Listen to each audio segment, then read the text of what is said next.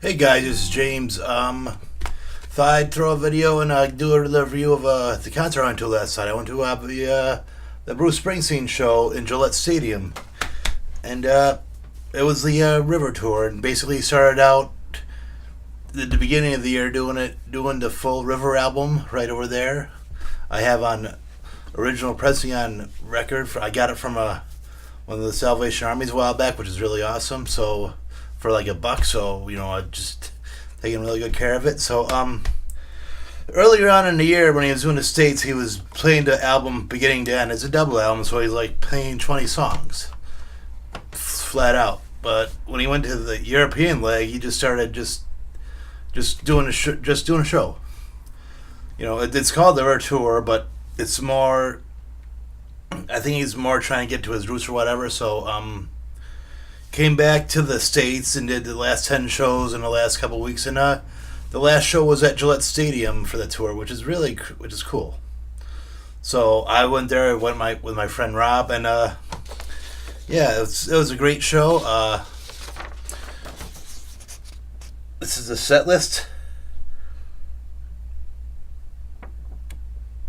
So if you want to slow down and take a look at every song.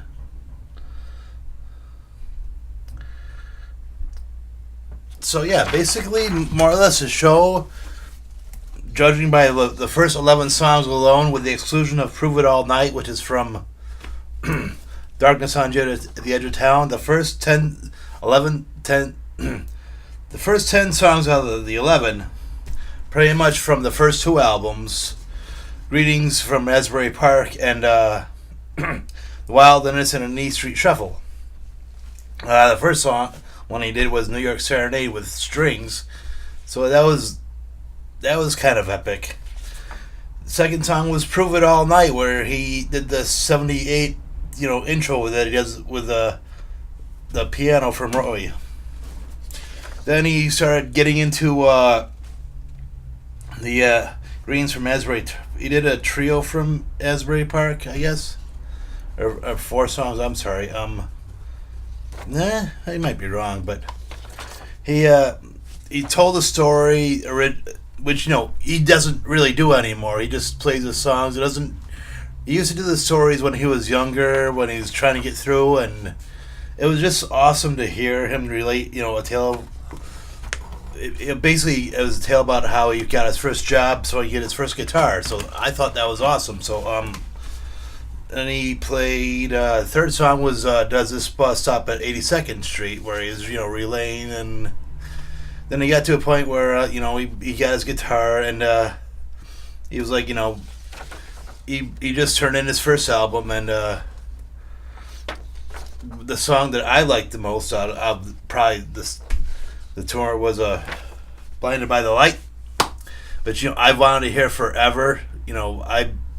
I've heard it from the album. I've seen it on Storytellers, but I even did karaoke of it. But it's awesome to hear like a great song you've wanted to hear for a long time, but you haven't from the first 5 shows. Then It's Hard to Be a Saint and Sinny comes after that, and he's talking about how he went to John Hammond, and the rest is history.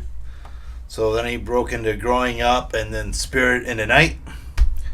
Then he went Lost in the Flood, and then I've never heard Kitty's Back before live. It's an epic long. It's a 10-minute song, and it's grand in its performance. It's a lot of audience participation in this song, and then Incident on 57th Street. That was one I've wanted to hear for a long time. I like the personal story of of Spanish Johnny trying to make his way, and people are just trying to turn him whatever. Then you get to Rosalita. That's always it might be the first climax of the concert. I would say just be basically separating that set from the rest of the concert, I guess, and it was.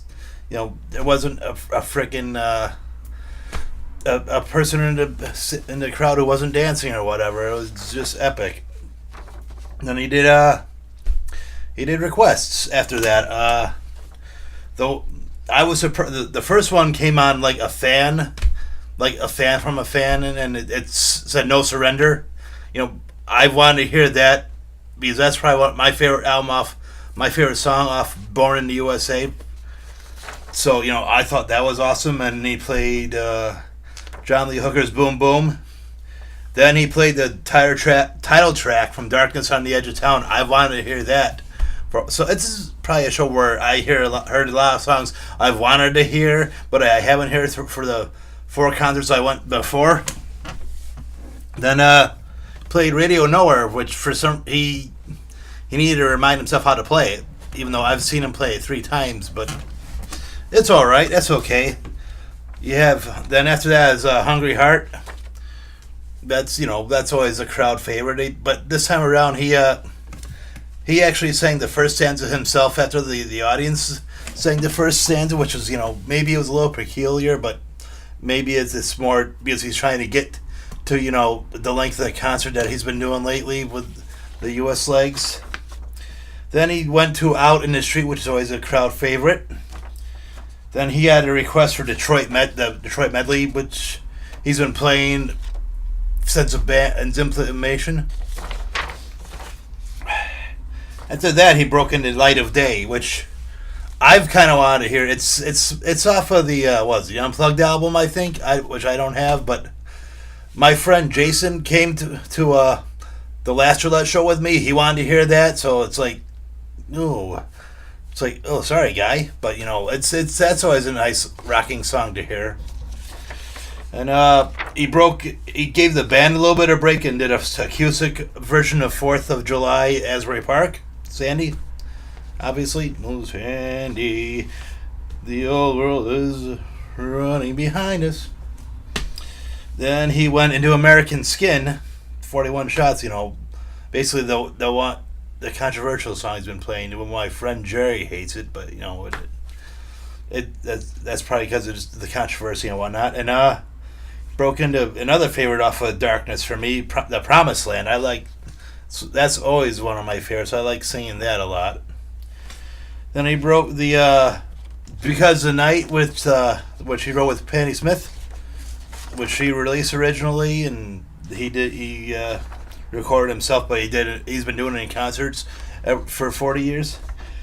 And we end the main set with "Badlands," my favorite song to hear live. That song will never grow old. So then he thanked the crowd and told them about the local charity that's in the audience looking for donations. And he took another request. He did a acoustic version of "Long Walk Home" because he was talking about the election, and he said how it's probably one of the ugliest elections he's ever seen. And he said something along the lines of, when you release a genie out of the bottle, it's very hard to put it back in. So he related that to that song which he wrote during the Bush administration. So then after "Long Walk Home," he went into "Jungleland," then into "Born to Run," and he did a "Dancing in the Dark," but he pulled not just a woman to dance with him. He pulled someone to dance with Susie, someone to he pulled a whole bunch of people that are dancing on the stage. It was it was new to see. Besides just him enjoying it, one guy wanted to dance with Susie, somebody wanted to do the Swedish hat dance with Nils, and we would go to 10th Avenue Freeze Out with the Clarence tribute video in the background, and he went into Shout with didn't even know Peter Wolf was on the stage until after he sang Shout, but that was also an awesome song, which got everyone in the stadium was going like that and singing along. That was awesome.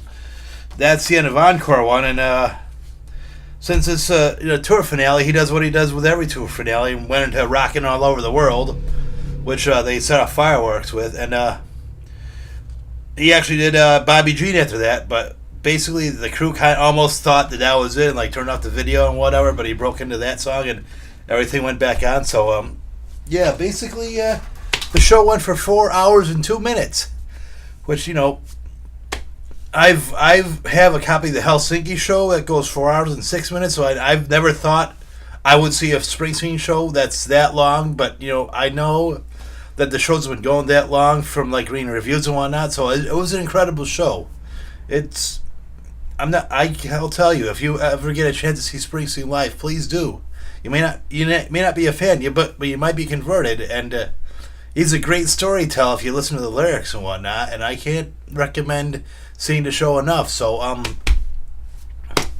yeah, that's I can't. It's maybe favoritism, but that's probably my favorite show so far because just the epic scope, the intimacy, the shenanigans of the band and whatnot, and it was just a great atmosphere and great energy, and I enjoyed it a lot. So thanks to the band, great show, and that was a great tour finale, and it was unexpected, and didn't realize that was probably the show I wanted to see, but it's awesome, and I'm looking forward to downloading the MP3 for it because I bought a code off the show, so I'll wait for that for the future. So yeah, I hope I sold you on watching a concert in the future, but if I didn't, it is what it is. So I'll see you guys on the next video. And if you want, I have a few mediocre quality videos from the show that I put up. So if you want get a taste from like way up in the 300 sections, and please feel free to watch them. So yeah, thanks a lot, and I'll see you next time.